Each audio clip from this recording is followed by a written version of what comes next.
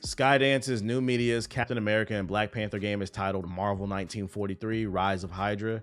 Ooh, it's gonna be a lot of M-bombs in this. I'm excited. Uncharted creator Amy Hennig's studio officially announces AAA. It's been close to a couple years since Skydance New Media, led by Uncharted creator Amy Hennig, announced that it was working on a AAA narrative-driven act. Yeah, let's get to it.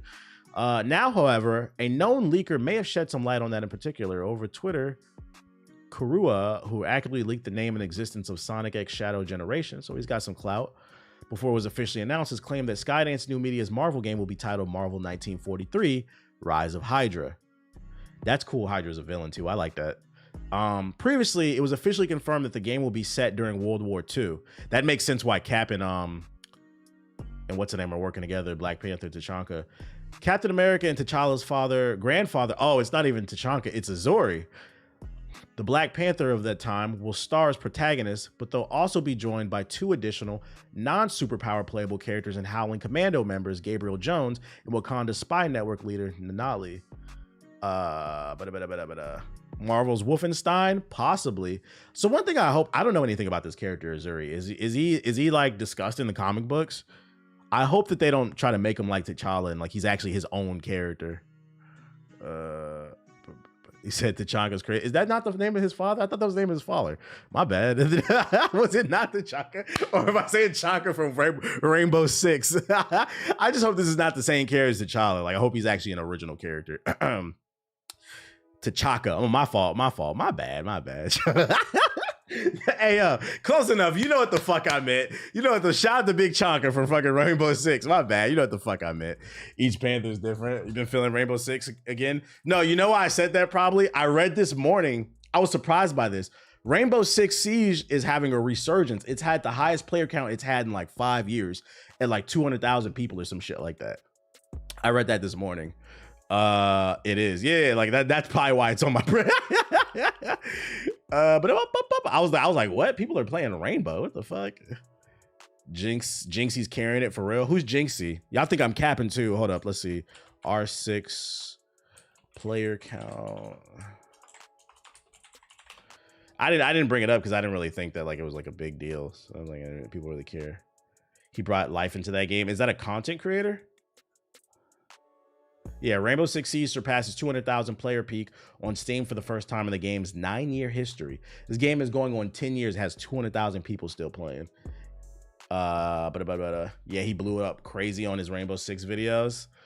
Yeah, I think I saw a clip of Kai Cenat playing Rainbow Six too. I was thrown off about that.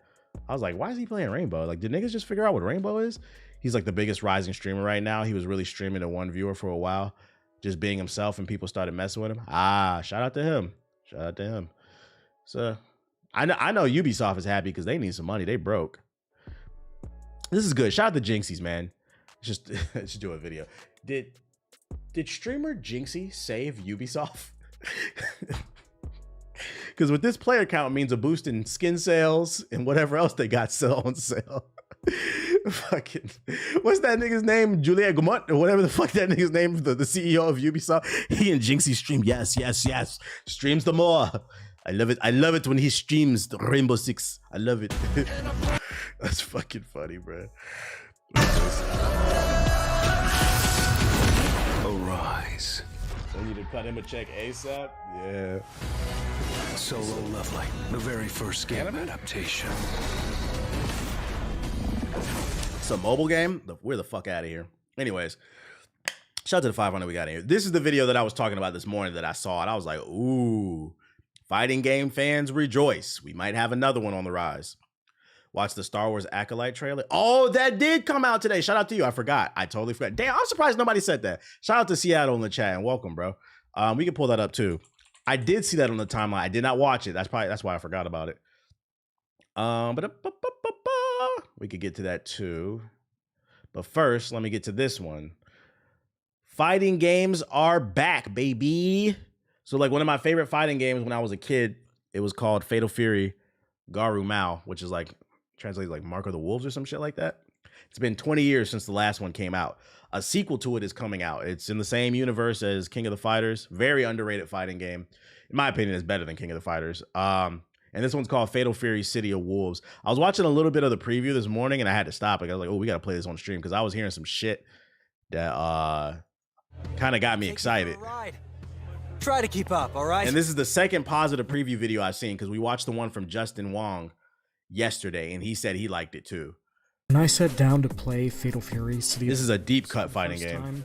I wasn't sure of what to expect. While SNK has put out a number of fighting games in the last couple of decades, we haven't had a new Fatal Fury in 25 years. To put that statement into perspective, when Garo, Mark of the Wolves, was released... Did I play the latest King of Fighters? I did, but I'm not gonna lie, I've never been a King of Fighters fan. Like, I could never get into it. Like, this is Fatal Fury is the only SNK fighter I've ever liked, and that's the guy I played right there, the black guy. Maximilian dropped one too. I might have to check his shit out too. In arcades in November of 1999, the Sega Dreamcast was less. Sit there, Butt go right there. That was the character I played. I played Butt, and I played the wrestler dude. The Matrix was 6 months old and single-handedly bringing back... We don't care about this player.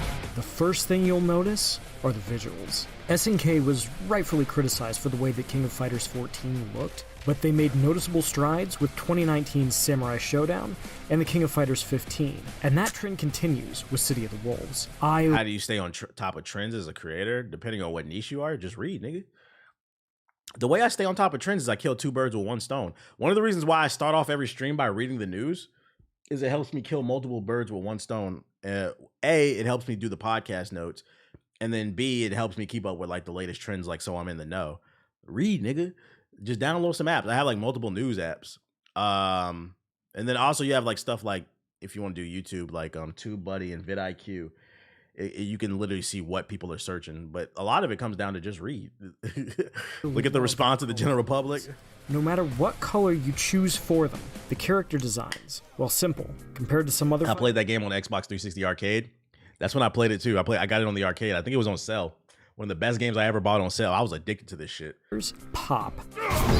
But SNK is employing some absolutely gorgeous cell shading that I think might be the best they've ever done. The game looks great. Throw in some flashy super animations, beautiful and arresting backgrounds that are packed with fun details like Neo Geo machines, and other nods to both SNK's history and the Fatal Fury universe. And some of the best particle effects I've ever seen in a fighter, and City of the Wolves is gorgeous in motion. It's not King of Fighters 13, and no fighting game ever likely will be again. But City of the Wolves is shaping up to... What does he mean by that statement? Is for like King of Fighter fans in the chat, is King of Fighter 13 considered like a classic? Is that what he's saying? I couldn't really gauge that one. The kind of game that's always going to look good, no matter how much technology. I think now everyone's looking for that get rich quick content. Yeah, especially because the economy's in the way that it is right now. I think people fail to realize, like, keep in mind, just because somebody's an overnight success to you, just because you heard of them today, doesn't mean they ain't been putting in work. It also makes it ezy to understand what's going on. 13's the best? Gotcha. And a spectator is just the cherry on top of a very well-plated dessert. It's one of the best fighting games made. Interesting. Too. From music that's so enjoyable that I could see myself listening to it for the vibe outside of the game, to crunchy, bone-jarring hits when you land a super. Crunchy. City of the... I feel like this game looks like a mix between like Beautiful Joe and Street Fighter 6. Just nails everything you'd want to see from a fighting game, presentation-wise. At least so far. Alright, Will. We get it. It looks and it sounds good so far. But how does it feel to play? This is what I wanted to get to. That's kind of a long answer. Let's start with the characters. In the demo I played, there were 5. Returning from past games were Tizak, Hotaru, Rock Howard, and the legendary Terry Bogard. Another one in the bag. New to the series is Preacha, who is the apprentice of Joe Higurashi. I tend to play Shotos, so I naturally gravitated to Terry and Rock. What can I say? I like Buster Wolfing people after I ask them if they're okay. He likes the Buster Wolf. But even the two of them feel different from one another. Rock has a better fireball, and a command run that he can cancel into a number of follow-ups for unique offensive options, while Terry feels like he has a better DP and Buster Wolf. Tizak, on the other hand, is your grappler, with command grabs that move him forward and the ability to deal massive damage with the right hand. Y'all know who I'm playing Butt, and I'm playing this dude right here. Hotaru's strong normals, special moves for every occasion, and focus on Chinese martial arts feels, to make a comparison to another fighting game series you might have heard of, a lot like Chun-Li. And then there's Preacha. When I asked SNK about her, they told me that she was designed to be easy to pick up and play. Beautiful Joe and she had fewer special moves than anybody in the game's art direction. That makes sense. But many of the ones she does have follow-up options, allowing her to do easy combos. She's a blast to play, easy to understand, sports a cool design, and, like most players who pick up City of the Wolves, is new to this world and trying to understand how everything works. I can easily see her becoming a fan favorite. That's an interesting air projectile on this game. So, every character is fun, and it's a blast to see how much they match up against one another. But the thing I love most about City of the Wolves is the systems SNK has built into it. At its core, City of the Wolves revolves around the Rev system. By pressing both light and this is the part that got me interested. Kick, when inputting a special move, you get a Rev Art, an amped up version of that move with unique properties. Not only do Rev Arts make your special moves better, they can also be chained together in a mechanic called Rev Excel, allowing each character access to unique combos defined by their special moves. The window for Rev Excels feels fairly tight, similar to the special cancel window in King of Fighters, but Rev Excel feels and looks incredible when you manage to pull it off and cash out for tons of damage with a flashy combo. That was a crazy punish. The downside to the Rev system is that using Rev Arts and Rev Excel revs up your Rev meter. If you max it out, Kumbabe with the sub. While you're in Overheat, you lose access to your Rev Arts and Rev Excel, and your guard gauge starts to deplete when you block your opponent's attacks. Run out, and you'll enter Guard Crush, and take longer to recover from hits. But Overheat isn't a death sentence. You can get out of it by landing hits, walking towards your opponent, or blocking just before a move lands and triggering just defense and hyper defense, which open options to take the offensive with guard cancels. But Rev isn't just Shout the rogue with the sub, I appreciate it. It also adds to your defense. Rev guarding puts a small shield in front of your character and pushes your opponent farther away from you. Something fucking Tekken 8 needs. This is the part of the video that I was like, ooh, I gotta show this on stream. Something, did you hear that? Defensive mechanics. Something Tekken 8 sorely misses. You block their attacks. You can also jump and backdash out of Rev Guard, which keeps your defensive options open. Best of all, everything related to the Rev system is separate from your ability to use your ignition gears. Fatal Fury's version of super moves, which is instead regulated by the power gauge. Using one bar of the power gauge gets you an ignition gear, but if you wait to spend them both, you get a much more powerful redline gear, adding an additional element of risk-reward to a game that feels like it's constantly forcing you to make interesting choices. The system as a whole feels like a combination of Street Fighter VI's drive system and Guilty Gear's roaming cancels / defensive mechanics. It's a great compliment. So pretty much it forces you to be smart about using it. That's hella smart. It's similar to Drive. Yeah, that's literally what he just said too. Like it's a mix between Guilty Gear and Street Fighter 6. And when I brought up that I like how many offensive and defensive options players have, SNK assured me that that was intentional. You hear that? SNK said you will have just as many defensive options as offensive options. Sounds like they're making a balanced game. The Wolves wants players to feel like they always have options, and that the right decision at the right time can alter the flow of a match, while letting people express themselves in their play. That's something all the best fighting games do, and I can't wait to see what the Rev system lets us do once we get more time with it.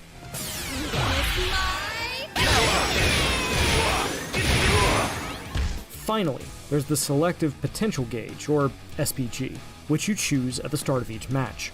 SPG! You can position your SPG at the start, middle, or end of your life bar. When your life bar hits that point, your SPG activates automatically. When you're in SPG, your health starts to regenerate, your attacks are much more powerful, your power gauge builds up faster, and your rev meter... Oh, it's basically got it's got the heat mechanic from Tekken 8, but the difference is you get to determine where it appears on your health bar and it's automatically kind of released. That's kind of the vibe I'm getting from it. Builds up more slowly. You also get access to rev blows, powerful ground and rev air a blow attacks on that someone? armor Whoa. through your opponent's attacks while dealing substantial damage. And your hidden gear. Your character's most powerful super move, which costs 2 bars of power gauge in addition to requiring you to be an SPG. Hidden gears do absolutely massive There's more amounts than these of 5 damage characters when it and drops. Yeah, I think it's still like rev meter, really early out allowing before it you to dump releases. all your resources for a big combo and then resume the offensive immediately. She's like a Twitch if you land streamer. them. You must have a weak point. Watch my stream! Being in SPG matters a lot, as does where you put your SPG gauge. Putting it at the beginning of your health bar means you'll start the match with it, but the later you put it, the more powerful it is, and the more it powers I need to you hear up, about the net it's an code additional too. layer of strategy that forces you to plan your matches out and take advantage of your SPG while you have it. But the thing that SNK thinks might not get the most attention and should be on everyone's mind are feints, which allow you to pretend to do a special move without actually doing it, keeping your opponent in check and canceling normals for reduced recovery. You can fake a special move? Oh, that's gonna create some troll ass moments. That's fucking funny. And then there's breaks, which allow you to cancel a special move's recovery, creating more combo opportunities that include other special moves. Kinda like Revix. King of Fighters 15 had a rollback. How was the rollback? Did you play online? Did it feel good? Did it feel like Street Fighter 6 or did it feel like Tekken 8? Because everybody's got rollback nowadays, but for some reason Street Fighter 6 is the only one that seems to work. And Guilty Gear's got good rollback. Sell, but without spending some rev money. meter. All of this is a lot to take in. But SNK has done a lot to make City of the Wolves as accessible as they can. City of the Wolves has a traditional arcade-style control scheme, but it also has Smart Style, which maps punches, kicks, special moves, throws, and combos to one button each. Oh my god. This game got modern controls for the modern monkeys out there. You hear that? Got a little something for the modern monkeys too. Oh boy. Allowing you to easily play around with a character and do cool stuff, even if this is your first fighting game. Even the arcade-style controls for the was characters I decent. saw mostly emphasize simpler motions, like quarter circles. Yes, you'll still Is it have to modern do monkeys? Z, Yeah. DP with arcade. That's what I call them, modern monkeys, because niggas who play modern, just no thought, just footsies. You just gotta press one button and bang your head against the controller, bro. You fucking monkeys. And a 360 or a 720. Calm down, Shadow. What What a rogue. Pretzel motions. At least, not yet. Everything about City Don't of the blind Wolves at me. that I've seen so far feels designed to help ease new players in while keeping the depth longtime fighting game players crave. It's a hard tightrope to walk, and it's too early to say if SNK can pull it off, but I am impressed by what I've seen so far. You can tell a lot about a fighting game by how good it feels to sit down and play. And let me tell you, dear friends, Fatal Fury City of the Wolves already feels really good. I've seen a small portion of City of the Wolves cast and only gotten to spend a couple hours with its systems, but all I've been able to think about since I put my arcade stick down for the last time is how excited I am to see and play more of it. I didn't know what I expected when I sat down with City There are modern pro players. Yeah, no, I've watched Evo. I don't care. You could be a pro monkey. I don't care. of the Wolves for the first time, but I can't wait to rev it up again. What they got to do with me? Meantime, I've seen enough to keep the faith. For more on the latest upcoming games, don't miss our previews of Top Spin 2K. That's such a modern player take. We spotted the modern player in the chat. There are pros who play modern. We spotted the modern player in the chat. That's the talking point right there. And Hyper Light Breaker. There's like 3. And they all from Japan. The other thousands, everybody else, we play Everything regular. else in the world of video games? Stick with IT. Frieza cosplay stream. Better not be any modern monkeys in this tournament. Player 2 win. Alright, hold on. Let me. I don't care about no Denuvo, bro. I don't care nothing about that shit. Let me grab a meal replacement. Let me get a protein bar. I'm hungry.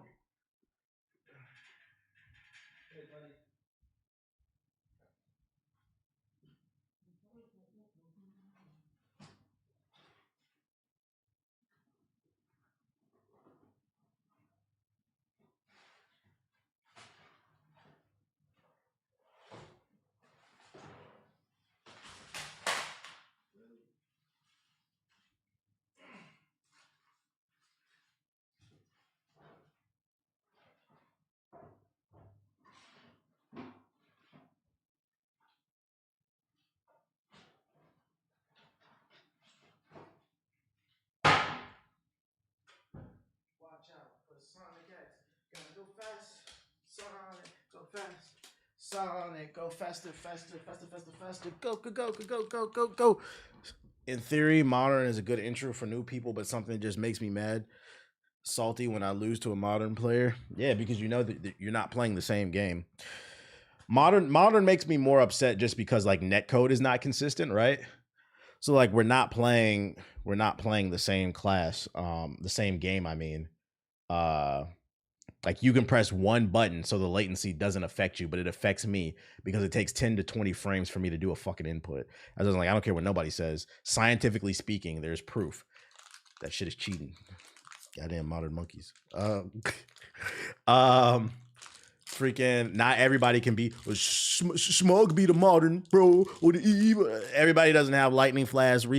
Smug is like a black Wally West, okay? When he plays video games, we can't all be Wally West on the controller. It's bullshit. Do you think Invincible loses momentum? Yes, because I'm not even gonna lie, I've lost interest in it. I'm probably just gonna let all the episodes come out and then watch it. What class are you leaning into starting Dragon's Dogma 2 with? I already have the game. I'm playing the Thief. Don't ask me what I think. My video will be out tomorrow. I've already made a class, and I ain't making another one. Okay. Acolyte. I've seen people hyping this shit up. What's this about, chat? What's this about? Close your eyes. Your eyes I'm eating booty. can deceive you. Black man picked a thief. We must not trust them. I said the same thing about GD2. Tell me what comes into your mind.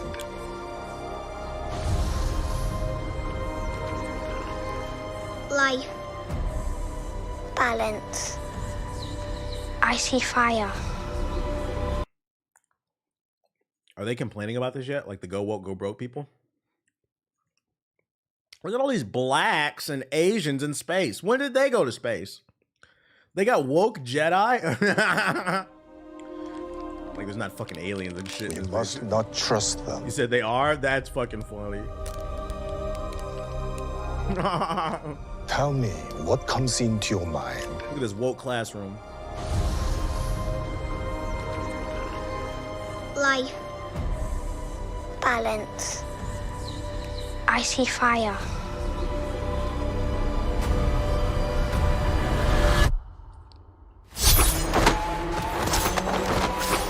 Okay. We throwing hands. Someone is killing Jedi. It doesn't make sense. Did I just see a white man with a Killmonger? What the fuck?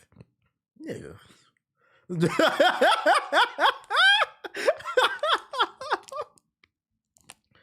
They said, you niggas can't hog the Killmonger. We giving Jake one. Paul needs a Killmonger. And if he's not a white man, he's definitely a light-skinned brother, but I think he's white. What the fuck?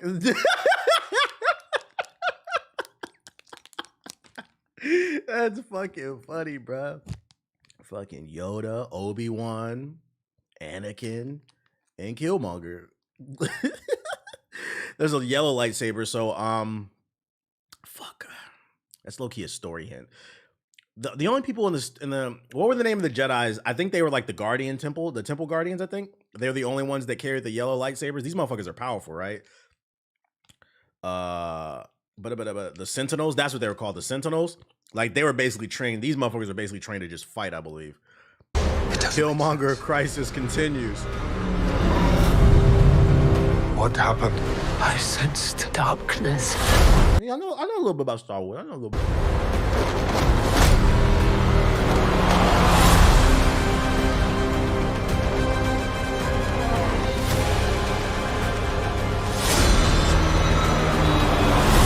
This isn't about good or bad. This is about power and who is allowed to use it. What is that?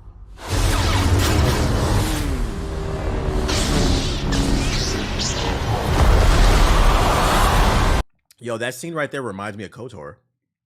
Like, you know, the cutscene where like the Sith and the Jedi are all fighting in the temple and shit? That reminds me of KOTOR right there. That's kind of fire. Also, I like her. Where is that shit at? I like her design. Where is it at? Ba-dum. Like her character design. I like her character design, but there was a specific shot where like her hair was like draped down. That shit looked fire. It stands out. Did it? Where is it at? Yeah, High Republic type shit. Power. Right there. That stands out to me right there. This is good character design. This is gonna be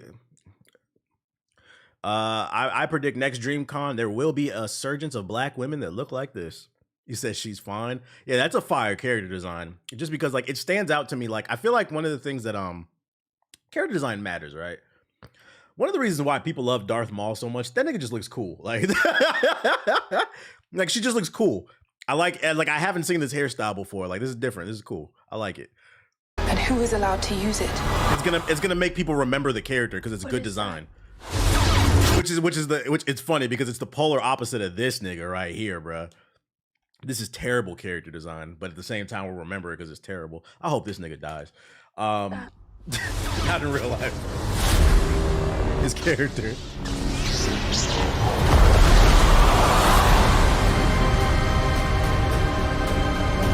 This look fire. I'm not gonna lie. This look kind of fire, chat. I like the tone of the show. Should I have a Disney Channel movie?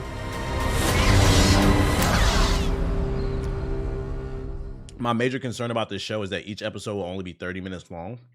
While I don't mind shorter episodes, I fear it might be rushed. I feel that. That's fair. This feels like it deserves hour-long episodes, but what's the name of the CEO of Disney? Bob Iger or some shit like that? He's cutting corners across the board. I know a lot. They just recently announced that a lot of Marvel projects have been canceled. So like all those Marvel movies that nobody wanted to watch, don't worry about them. They're not coming out. And that's probably what this is. This is probably unfortunately, this is probably a direct result of all the failures that Disney's had recently. Because this looks like a show that needs hour-long episodes. So I think that's a fair criticism. It does look good. We're gonna keep an eye on this one. They said the first episode is gonna be 2 episodes, so that's good. That's good. I like it. I thought this was a good trailer. What, Ronan? What the fuck did you link? Furiosa! I'm not watching this shit, bro. I like Mad Max, but I don't want to watch a movie about Furiosa. Like, are y'all excited about Furiosa? To me, this is Hollywood afraid to take risks because I know Warner Bros. Is struggling for money. Like, she's a cool side character. Like, I don't even think this chick talked, right? If I remember in the last Mad Max, I don't think she talked.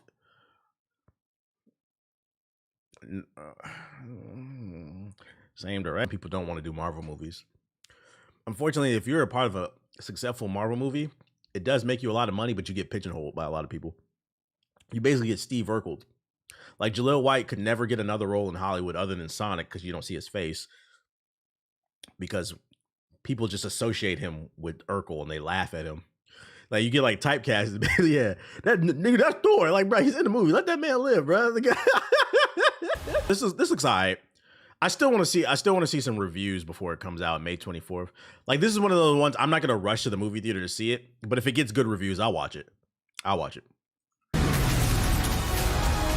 He played Sonic. I had no idea. Yeah, Steve Urkel plays Sonic, the original Sonic from the '90s, not the one that's like Sonic has a lot of different voice actors, not like the one in the recent Sonic Frontiers, but from the original cartoon.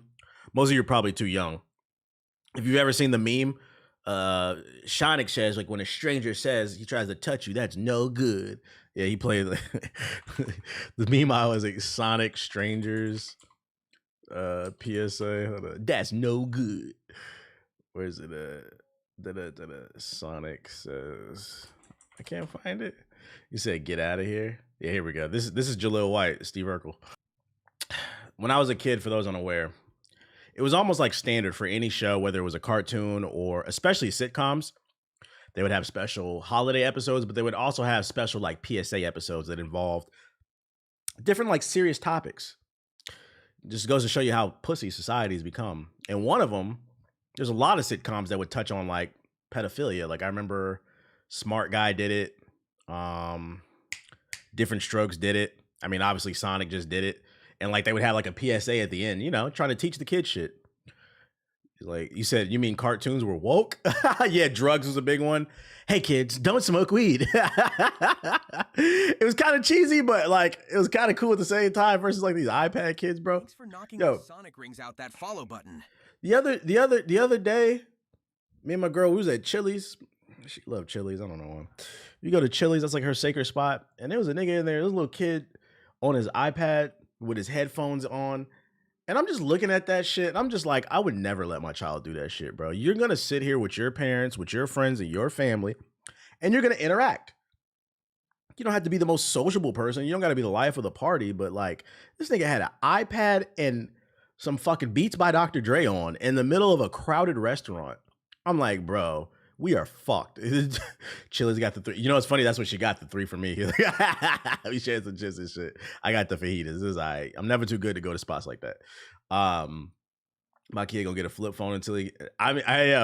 That's how I feel too. That or some cheap ass track phone.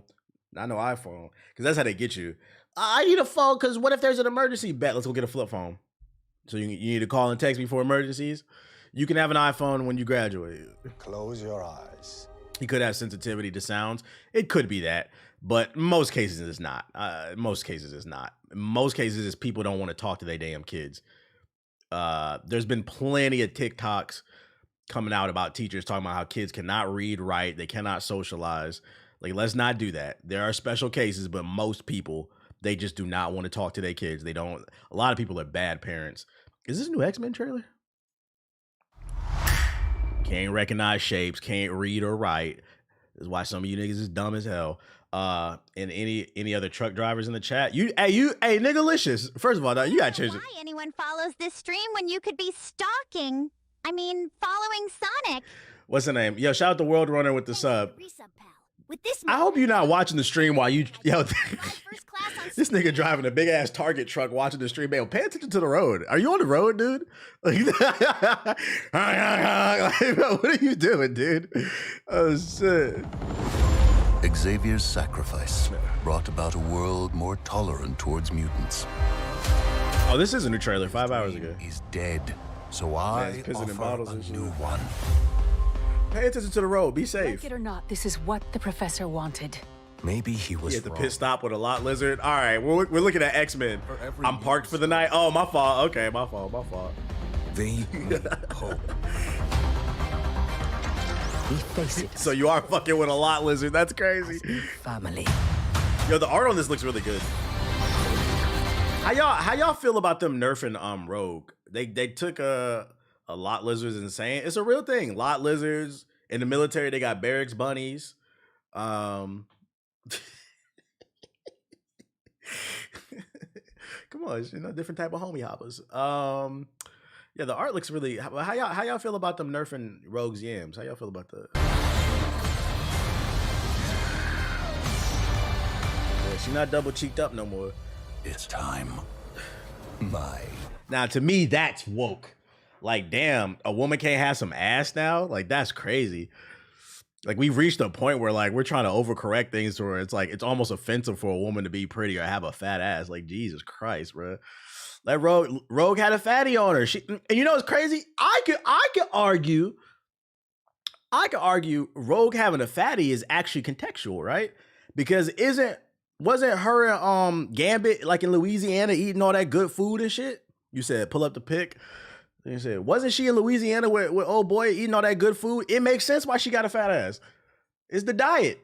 Let's see, Rogue, Nerfed, X-Men 97.